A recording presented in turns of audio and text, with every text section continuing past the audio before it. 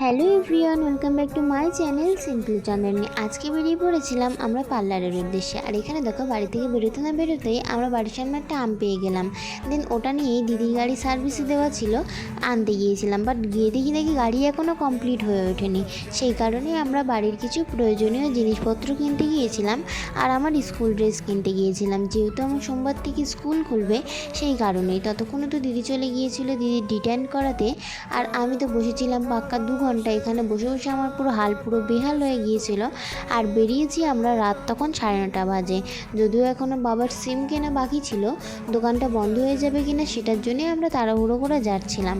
But আমরা সেখানে সিম তো পেলাম, দোকানও খোলা পেলাম, বাট পেমেন্টও করে দিয়ে বেরিয়ে আসলাম।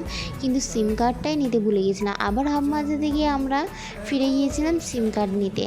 দেন এখানে দেখো, দিদি বলছিল যে দেখ তো ফেসিয়াল করে কি আমার মুখে কি কোনো গ্লেজ দিচ্ছে।